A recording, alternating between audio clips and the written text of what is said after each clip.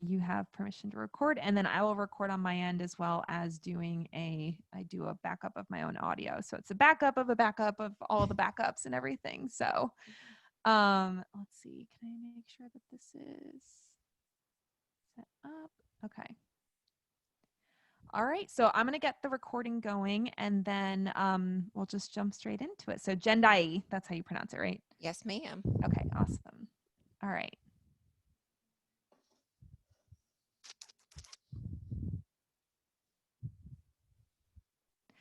All right, everybody. I'm super excited to have with me on the show today, Jendayi Harris. Welcome to the show. And I know you said I could call you Jay, so I'll probably stick to Jay. Sounds good. Hello, nice to be here. Really exciting. Yeah, and I know we connected a while back about just a lot of mutual interests, a lot of mutual perspectives. So it's really cool to have someone on the show who shares so much in common, but just takes a different approach to things than the way that I might in my business. So I would love to hear from you just to kind of get us started and to get the audience a chance to get to know you better. If you could tell us your story, how did you get involved with helping people in the church break free of food and weight challenges? Sure. Well, one day I was worshiping in my bedroom and it was just kind of a mundane day, nothing different. And then I was watching like TD Jakes on the television on Daystar or something.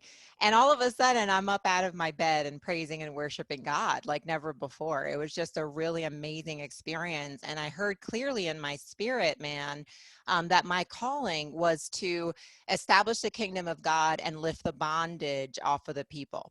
And when I looked at my areas of bondage in my life that God had been working with me in to heal me, my dad was murdered young and my mom was a pain pill addict for 25 years. God did a huge miracle healing in her.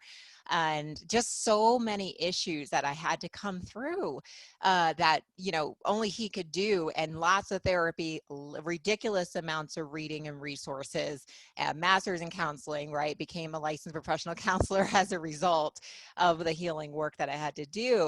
But the biggest area of bondage was weight and eating. I struggled with eating, binge eating episodes. I struggled with body image issues, food choices, food addiction is a very real thing, and breaking free from these things, especially in a world where it's not fully acknowledged what you're going through. And so if you struggle with weight image, weight issues, eating issues, body image, I really felt that this area in the church was underaddressed and needed to be discussed, and really a call from God. I had to write this book, and at the time it was really funny, Laura, because I was like, God, what am I going to say? Thinking I had, just a tiny bit, and it ended up being 2 volumes. So 2 books that are not little books. They are very much well-researched, ridiculous amounts of citations, and lots of research on weight and eating psychology, so we can heal body, soul, and spirit, and you have a manual to do it.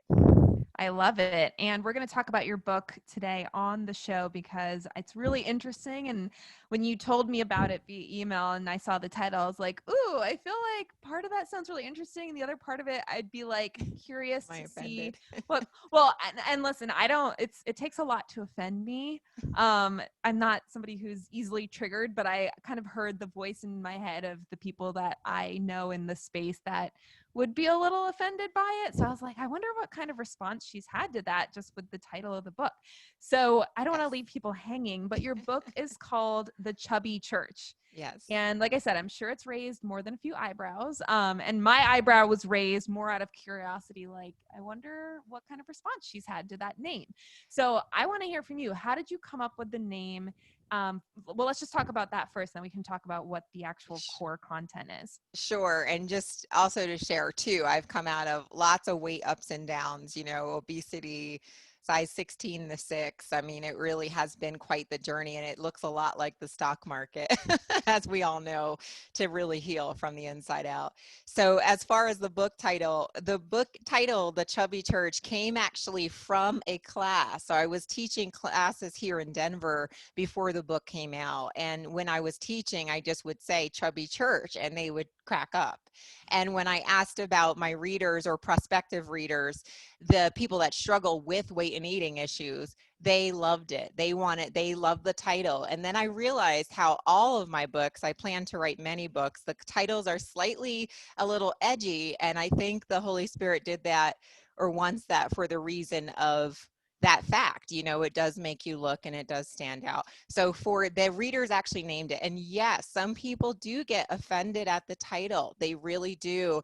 And when you open the book, read the book, all you can feel is love coming in there, non-judgment, lots of acceptance, a tremendous amount of care, because I'm your first Chubby Church member. Okay, let's be real. So I'm going to share with other Chubby Church members so they can really get whole and free.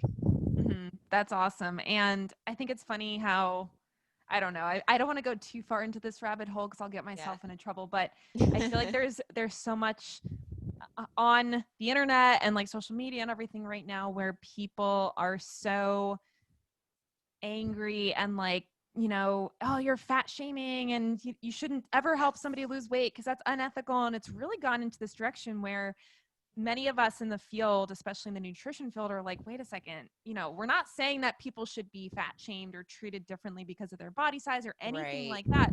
But to say that your weight makes no impact on your health and to do, and to take actions to lose weight, I agree. It's a lie. And it's one of these things where I believe, and I'm sure you agree with this, that we can take an approach to healthy, sustainable weight loss that is not trying to look like a bikini model, but just getting to your body's natural, happy, healthy weight and making those habit changes to allow you to get there without it being something that requires self-hatred or, just like this, just all the negativity that's around it is just crazy. And that's why when I saw the name, I was like, ooh, I wonder what kind of response she's gotten. Because I know that like the whole health at every size, fat positivity, all of that stuff that's happening right now, I think there's some positive stuff that's come from it, like representation and, just people feeling like their lives and their bodies matter. But to go to that extreme to say nobody should ever try to actively lose weight on purpose, I'm just like, that's not what the evidence and the science says. So I'm glad that you've taken that on as something. And I've studied it. I definitely have studied it. And that it's kind of a shame because the reality is we must change our habits, right? We have to change our habits. But you do need to love your body or even accept your body, just accepting it more, not pinching at it, pulling at it, tugging at it, demanding it be different, manipulating it to diet and do starvation and all those techniques like under eating. You have a ebook on that. Just the binge, restriction cycles. That is unhealthy. That's a mental, emotional issue that we in the church especially need to look at, not just with physical eyes of, how the world looks at things, but we need to take a spiritual approach too and look at the inside out, because our inner revelation, our inner healing, our inner man will produce the body revelation. And that comes from Genesis 1:29, which is what we should be eating anyway, mostly fruits and vegetables, seeds, nuts, grains, etc., according to what your body's needs are. So when God said, here's what to eat, right before that was when he made man and female. And it's just so interesting that body image and food are very connected. So we do need to appreciate our bodies, whatever size they are, because we need to feel safe in our souls in order to manifest the psychological aspects of weight and eating, which is revealing ourself, our identity, our fullness of that identity without any fear, without any hiding. And for me, it was very psychological from the trauma I experienced, and different types of abuses, things of that nature caused me to self-protect with weight.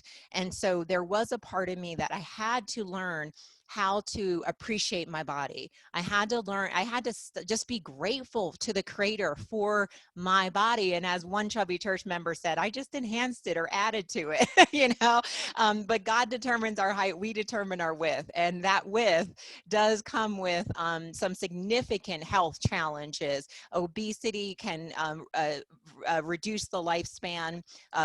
There's factors in cancer and diabetes, every single chronic disease that we see today, heart disease, I had a friend die, Lauren, all the way on the way to church, from a heart attack, stroke situation. And it's just like, and it was health, it was the eating, it was that we're way out of alignment with God's life abundantly standard of food, and we're doing the standard American diet, which is truly a satanic addictive deception. And it's very addicting, and it will cause us to to cause a diabetic to have to get their arms chopped off or their leg. You know what I'm saying? It's like, clearly there's a mental issue here when we're eating in such a way that will bring destruction because the food has no life in it. Does that make sense?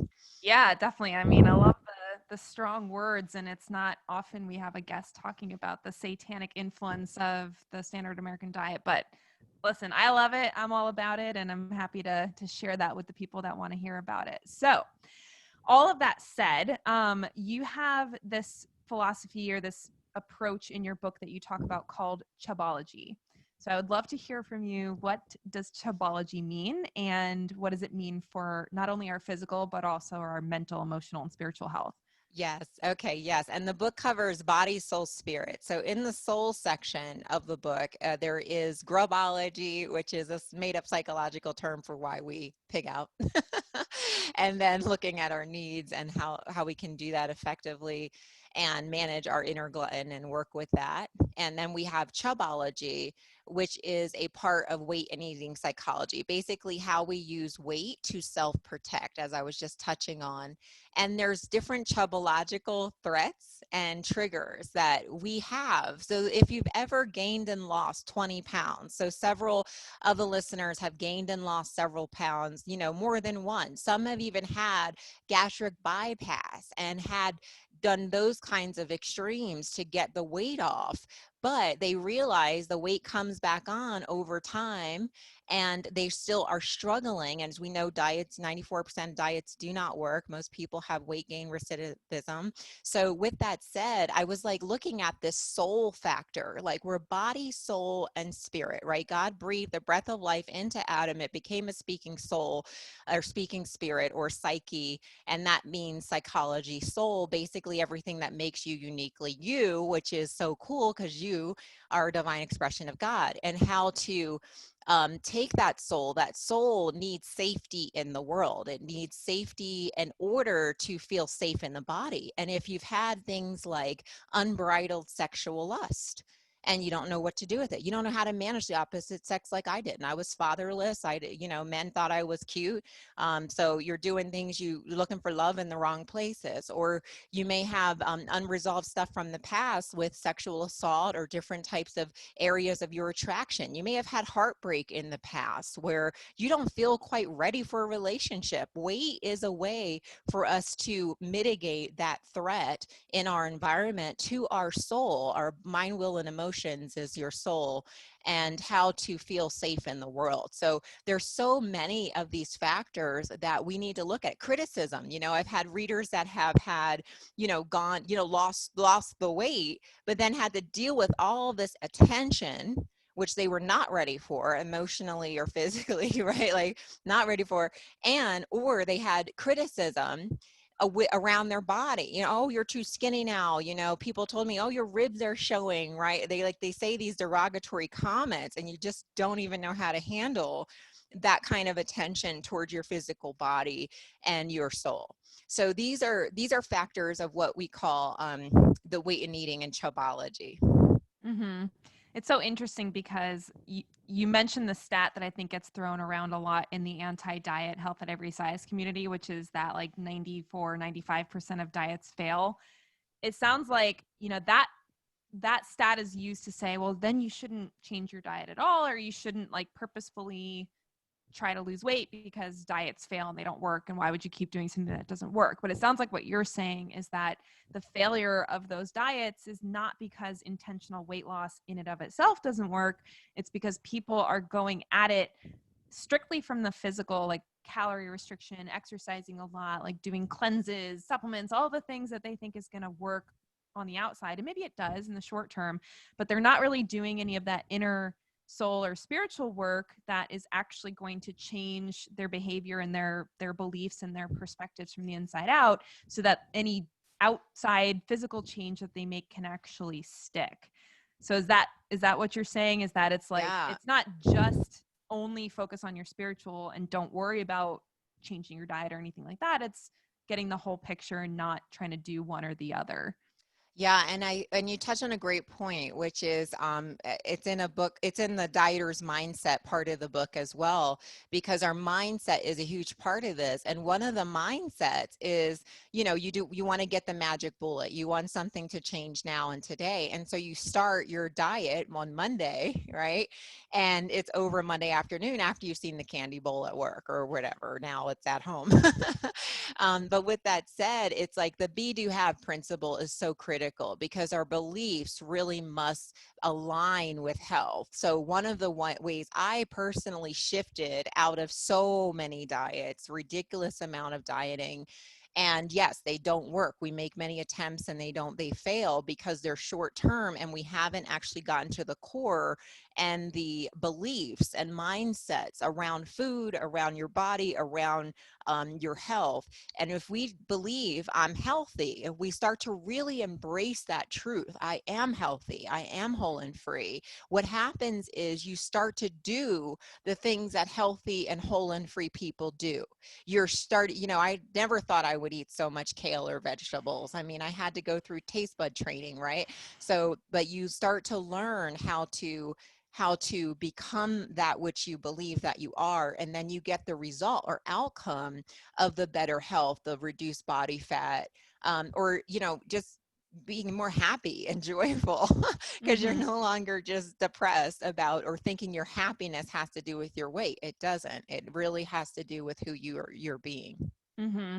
I love it. And that be do have model is something that I have learned actually through my business coaching experiences. And I teach my business coaching clients. And I even taught it to my Fed and Fearless coaching members when we were running that program earlier in the year. So it really is such a powerful model and it applies to so many things beyond just health. But I love the be do have model. It's like my favorite thing. So I would love to hear from you because again, we're speaking mainly to Christians right now. I don't know. I'm assuming my whole audience is not Christian. I'm not gonna, And that's okay. Yeah, yeah, you definitely don't have to be. These are principles that will work for anyone. exactly. Yeah, the be do have thing is like that's not a Christian thing. If people haven't heard of it before, it's something that just Google it. You'll find lots about it.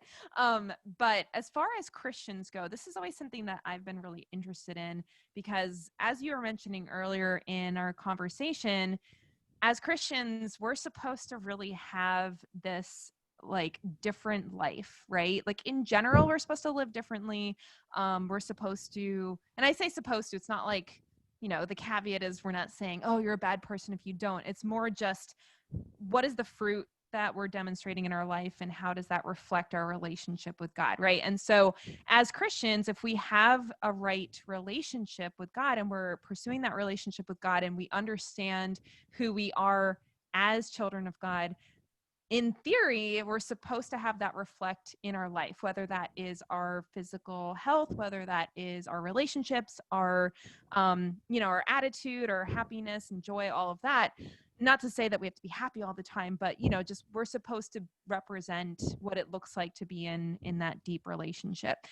So all of that said, it's always very interesting, concerning, alarming to me, and I'm sure to you as well, how many Christian people in our country struggle with things like binge eating, lack of exercise, eating disorders in general. It's just wild to How me how alarming many it is. people have them. Yeah.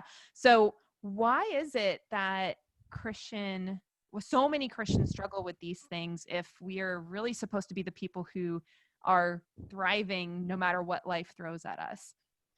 Yeah, because in life we will have problems. But yeah, why is that? It's a wonderful question. And mainly because, as I was trying to allude to earlier in book 2, book 1 talks about kind of your foundational healing and growth and looks at body habits that we're doing as well as the soul and spirit. Okay.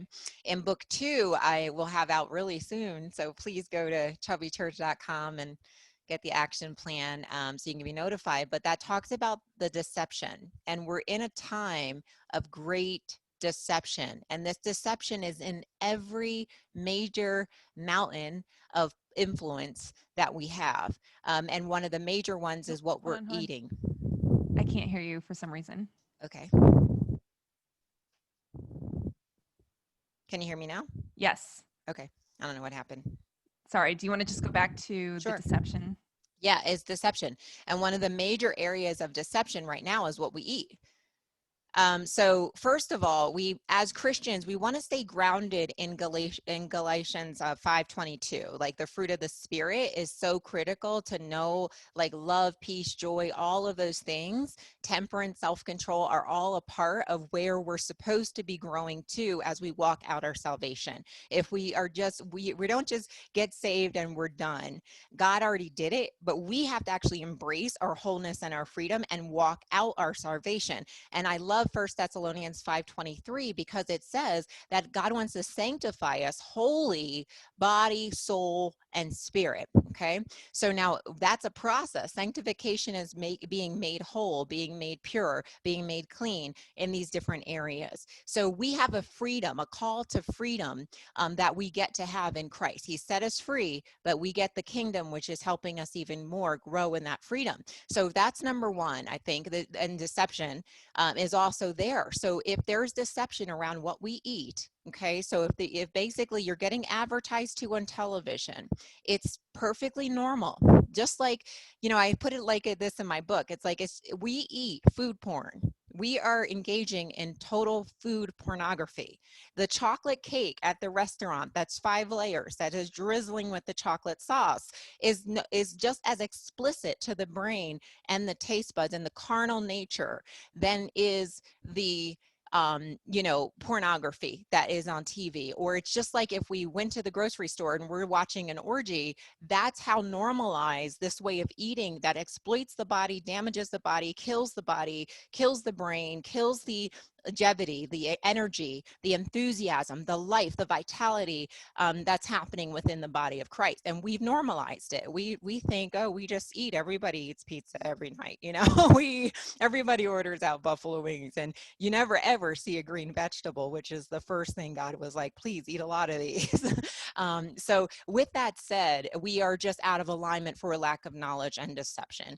And it's our job, me and you, we're on the front lines in trying to educate and help people know God's love is packed in his food. And how can we just increase it a bit? How can we work to increase the amount of raw foods and real foods that we're actually eating and come out of this form of deception that's actually killing? It's multiple deaths are happening. Like people used to, experience a death here and there. Now people are experiencing in 1 year 10, 13 deaths of friends, family members via all kinds of methods and modalities. Where mental health is on the rise. 1 in 5 are mentally ill, which is proven to have to do with how you are eating. So our brains deteriorate, our mental and emotional health deteriorates with what we're consuming. If we consume a lot of chemicals, we don't really eat food, we don't eat enough, we eat way too much all the time. This is going to hinder our vitality, our energy. And then when you don't have energy, what do? You watch the TV, which is advertising that sexy chocolate cake again, and then you go order that or the cheesy bread or whatever it is, and it becomes a cycle of really not doing much to impact others, to impact the kingdom, to spread your legacy, to impact the kingdom of God. And that's why I'm passionate about it. Yeah. Well, oh my gosh, I have like so many thoughts. It just reminds me of John 10:10, where it says the thief comes to steal, kill, and destroy, right? And I think sometimes people think, oh, well, I'm not like out there doing drugs or, out there murdering people. So I'm not, I'm not doing anything bad. And we're not, Right. and again, we're not saying bad like you're, going to be judged by God for doing it. It's more just, are we walking in the life and the the health and the vitality, right? The abundance that Jesus died for, that God provides for us. And it's crazy because even when you were talking about like all the death that's coming from this, my mind immediately went to, and maybe this is just because I tend to be more focused on this stuff from a health perspective, but it went to even all the infertility that people are struggling with, and how it's not even about just people dying from disease. It's also about life that's just never happening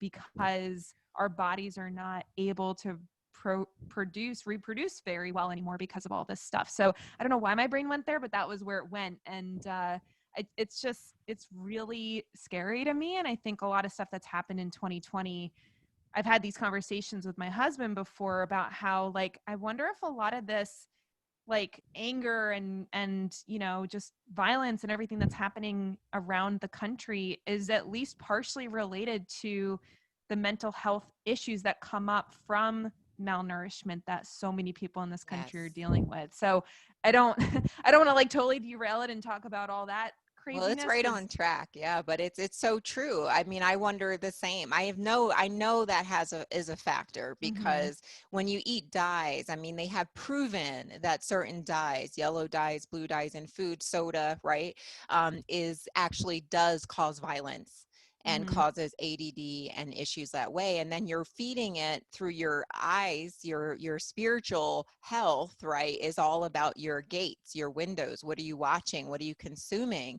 And we're not only consuming physically food that's not even food, but we're consuming emotionally and mentally in our awareness, violence and video gaming and all kinds of things that devalue human life. And it's just a rough state. I mean, I know there's a lot of positivity out there as well. There's a lot of change. There's a lot of enlightenment happening. There's growth. People are foregoing the standard American diet to some degree, and that trend is coming. So there's lots of things that are going well that God is doing in the earth, but definitely it raises an eyebrow for where, how are we really consuming? What are we consuming from a food standpoint and a mental standpoint? Yeah, definitely. And I will say, with all the darkness that's come up this year when it comes to, like, just the level of anger and all of the stuff that's happening, I do feel like a lot of really positive stuff is coming out of it spiritually. Like, people, it's almost like now that people are really seeing how humans are, because I don't think any of this was, like, new. I think a lot of this has just been under the surface.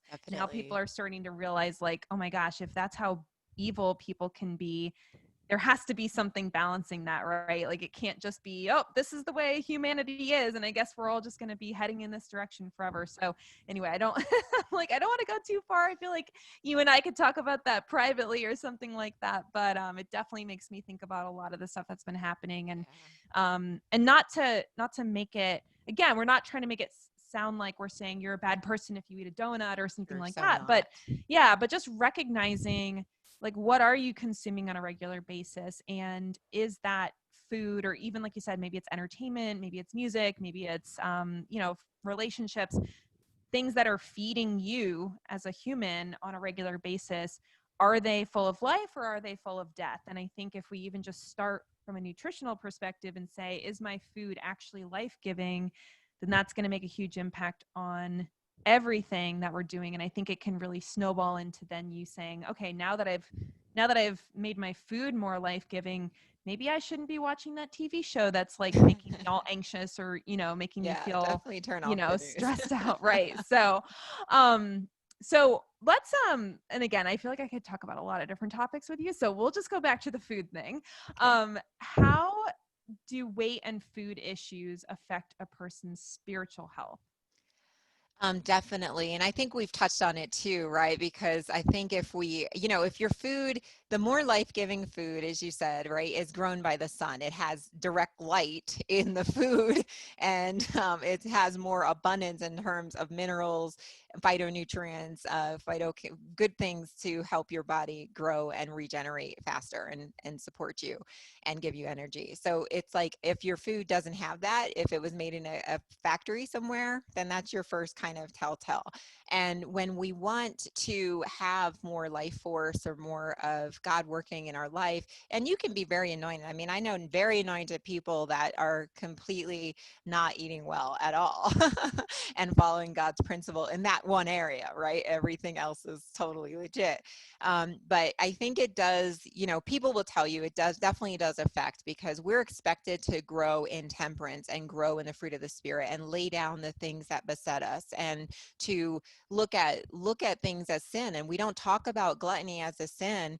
And I'm not a shamer. I look at sin as self-harm, and I look at it, for me, it was a path to healing. I had to confront the fear I had in being my whole self and being whole, being free, being not hiding, and not hiding in the world, okay, and being able to come out of that. And there is truly a fear and a shame that we have to overcome. And I feel like for Christians and spiritual people, it really is a path to that healing and wholeness. Your way you eat, the way you treat your body, the way you care for yourself, the way you care for God, care for others, obey God in the word around this area of life, or being willing to submit your tongue to the Holy Spirit and, ask God for help. How many times, millions of times, I've asked God for help and how I'm eating, and given him this area to help me with and heal. And you get really mad at yourself for making so many mistakes, right? And to making eating mistakes, and learning how to have grace, and knowing God gives you the grace to make as many mistakes as you need to make to get where he's calling you to go. And he wants to use this area to become more like him, and for you to actually become your true self, and having a body that's also in alignment with who you really are. When I was, you get confused when you're heavy, like, maybe God's made me this way, maybe I'm supposed to be this way. And that couldn't be further than the truth. The more I allowed the chubby suit to go with my habits of how I'm eating and caring for my body and my temple of God, right? The more I realized, like, that was so out of alignment with who I was, and it wasn't even me. And I had to learn that, because I'm becoming me in a greater way. And even if you don't struggle with the weight side, like your body's, you're in your divine right body type, right? Like you're not, overweight, so to speak. You're not, a BMI of over 25 and hitting the obese category or overweight categories. You are, but you still struggle in your mind with body image or certain binge eating, or you're doing a whole lot just to keep your size. Like, it's hard and it's, egregious just to maintain that size. That's not freedom either. So there's a way to do things that is very effective and helpful in your spiritual walk. And God wants to partner with you. Like, Holy Spirit wants to partner with you and loves you so much, no matter what your size, and wants to use this area to support you in becoming more of who you actually are created to be, without fear, without shame, without bondage, without brokenness, and to really grow into who he's called you to be. And I think the cool thing is, at least in my experience, once you've gone through this really challenging process, it's almost like you don't even think about it anymore. You just get to this place where this is your new lifestyle. This is your new way of It's eating true. and of taking care of your body. And maybe once in a while, you'll kind of be like in a little bit of a, I don't want to say a rut, but like, maybe there's a couple of weeks where you're not eating as well and you start to feel it and you're like, oh, I feel like I should kind of get things back into alignment.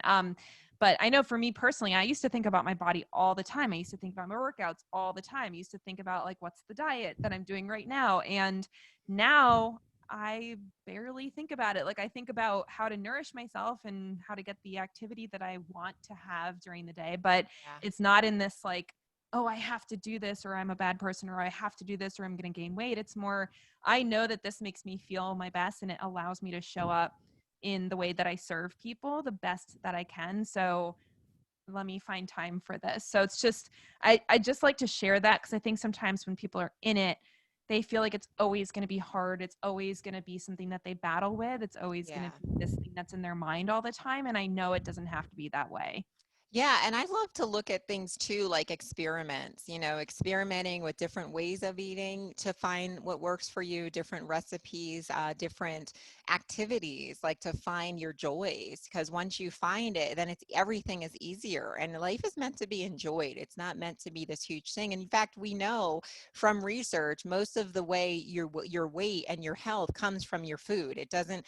Exercise is awesome. Sleep is, vital for success. stress, cleansing the body. Nutrients, though, are your leading factor to how you feel and how you sleep and how much energy you have to exercise and so on and so forth, and hormonal balance and things of that nature. So it's just, I love to approach it with fun and joy, and as just experiments and exploration of what does work for you and what does make you really shine and enjoy, and just learning how to, exercise as a direct link to positive body feelings and image and energy, productivity.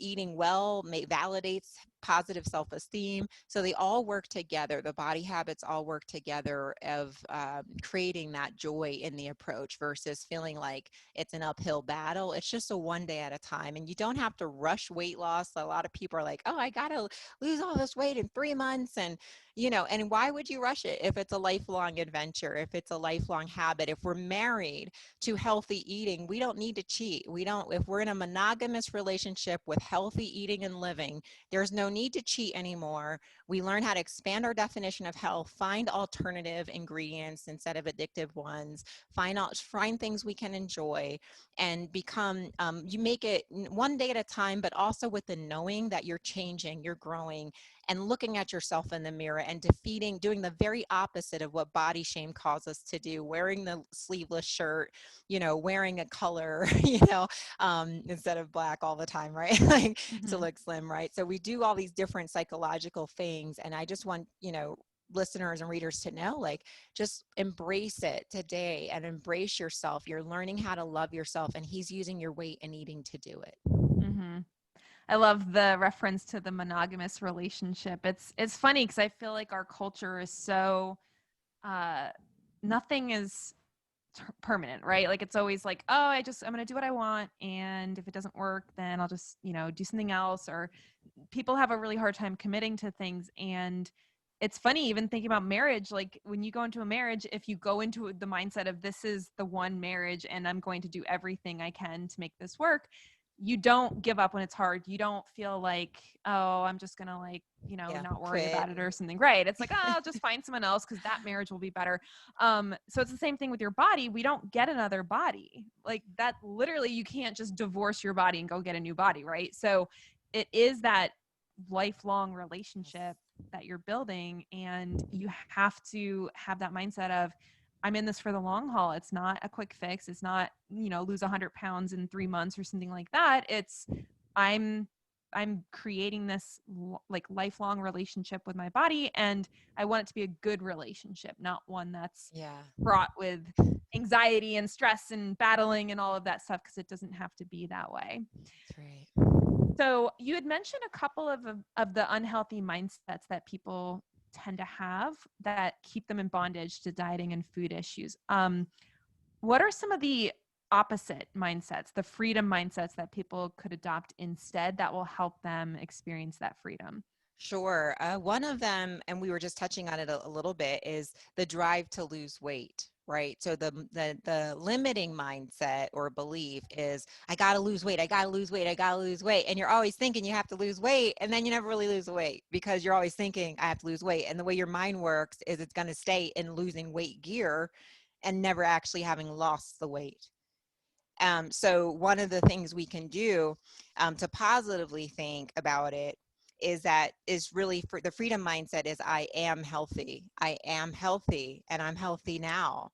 And live like you already have lost the weight and you're starting to do those things. Because what people do is they're like, oh, I can lose weight later, or I start losing weight today. And then, obviously it doesn't work a couple of days from now because it's so short term. So we want to think of, I am healthy, I'm being healthy, I'm doing the things I would do if I was this size, right? Even though I may be at size 17 or 18, I'm doing the things I would do if I was a size 6. I'm learning how to reduce my intake, monitor what I'm eating, track what I'm doing a lot more frequently, and just have a healthier way of being. And I can't just go order everything and eat it all, and that's unhealthy. That's a different situation. So that's one example.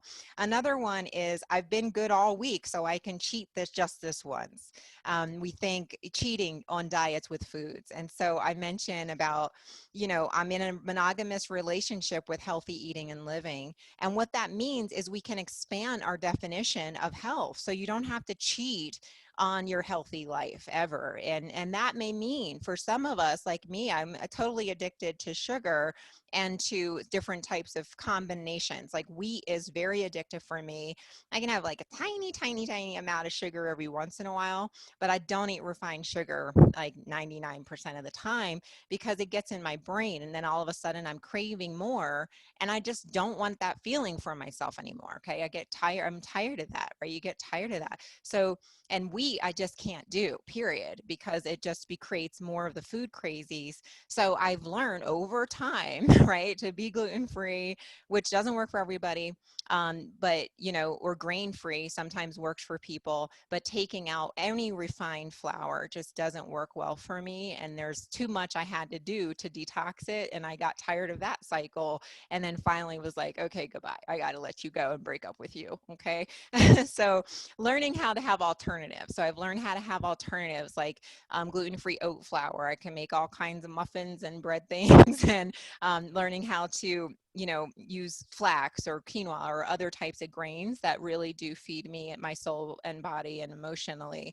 So that's what we need to do. Sometimes we need alternatives. We need to stop saying all foods are, bad. Things of that nature are part of the mindset.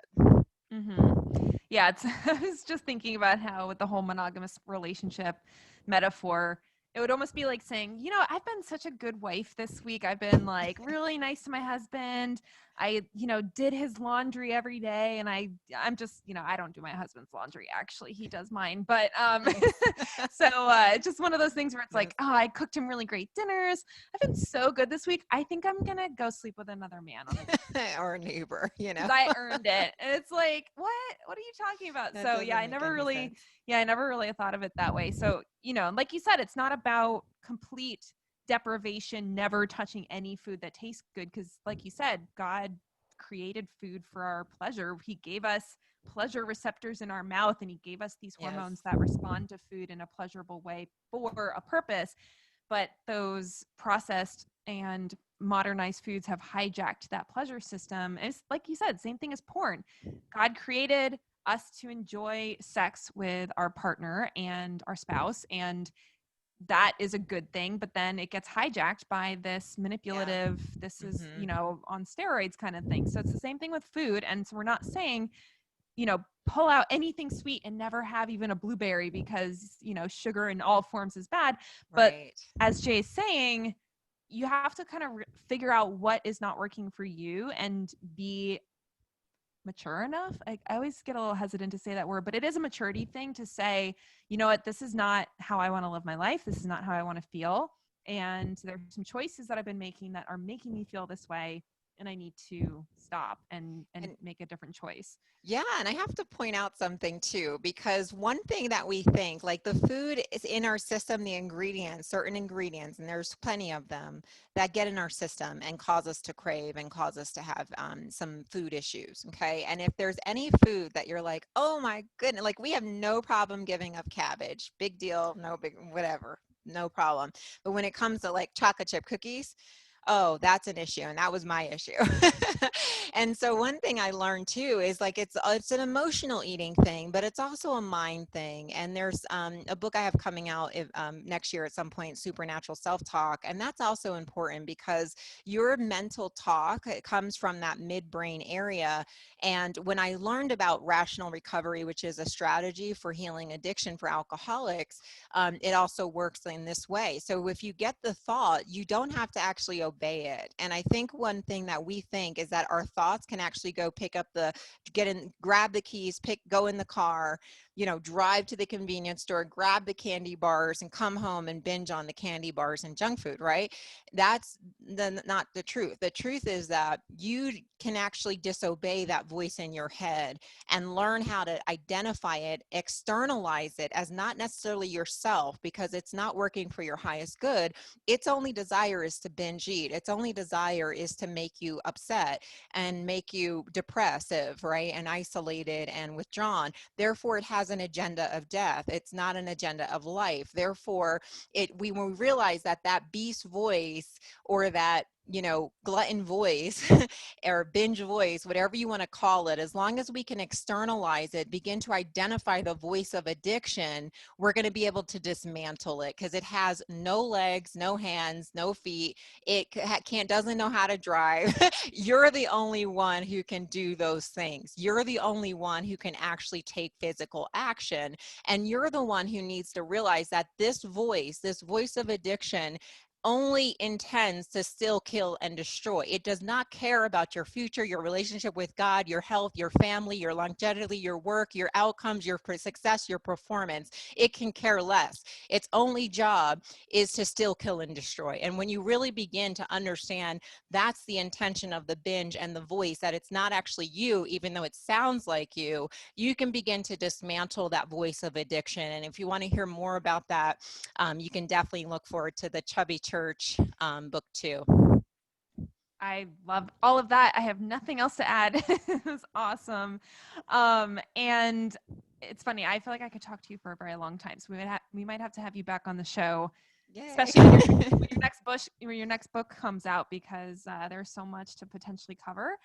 But I just want to kind of wrap things up, since we're getting towards the end of the hour. And again, this sounds like a 2-part, maybe a 3-part episode that we're getting into here.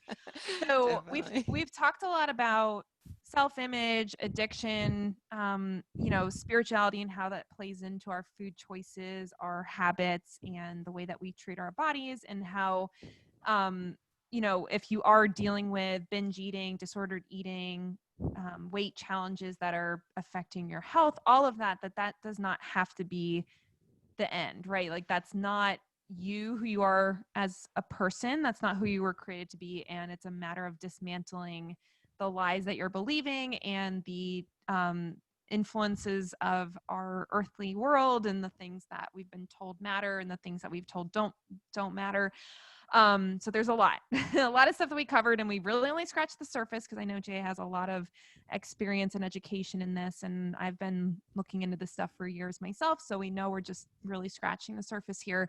I'm sure they'll want to get your book, Jay, because it sounds like you go into a lot more detail on it. But just to kind of put a little bow on stuff here, I think, again, kind of going back to what we talked about in the beginning, where a lot of criticism around weight loss as like a diet strategy, or, anyone who's teaching weight loss or helping people lose weight, is a lot of them are fending off this aggressive, like, you're, perpetuating diet culture, and you're making people hate their bodies, and blah, blah, blah.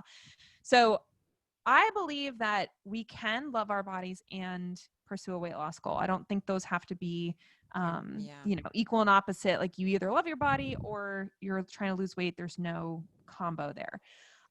For our listeners who are Christian, knowing that we have the Holy Spirit, knowing that we have, special connection with God that can help us do things that, maybe in our own strength we can't do, but in God's power and strength we can.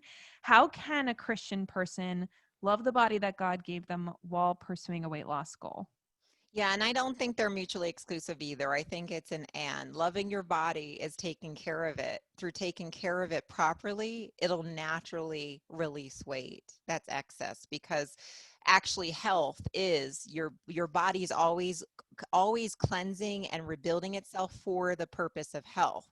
The problem is, and getting back into its natural best state. Okay, so when we have, as you know, when we have the constant need to cleanse and rebuild, we're not sleeping enough. A lot of people who struggle with weight and eating don't sleep very well. They sleep under 5 hours a night, which is actually going to help leptin resistance. And you have insulin resistance is going to keep that cycle of more and more weight gain over time. So when you have when you're loving yourself, when you love your neighbor as yourself, right? And you're loving God with all of your heart, your body, soul, spirit, the two main commandments, requests, instructions that our loving God gives us, because they lead to fruitfulness and joy and righteousness in the kingdom. When we're doing that, your body's going to start to heal. It can finally heal. And it's a one day at a time, partnering with God, watching, what comes into your whole being, and of course the choices that we're making. And I love how God, taking off the time limits, taking off the weighing every day if that's not helping you, the focus on that short term, oh, I'm going to try to change my habits, but your beliefs haven't done any work, you're not really working with God to heal emotionally. It's loving your body, it's loving yourself, it's loving God when you actually steward and take care of yourself well. And when you do that and prioritize body stewardship, you're actually doing like Jesus did, which is he took time for himself, for his holistic care. He went to the wilderness, he prayed, and he was obviously able to impact the entire world. So we're able to help more people. And this is actually so true when we learn how to master our mornings, master our days, and just get really good at just today and that 24 hours of grace, and eating those things, doing those things that are pleasing to God, and also make you smile at yourself when you look in the mirror, of feeling proud and happy with what you've done.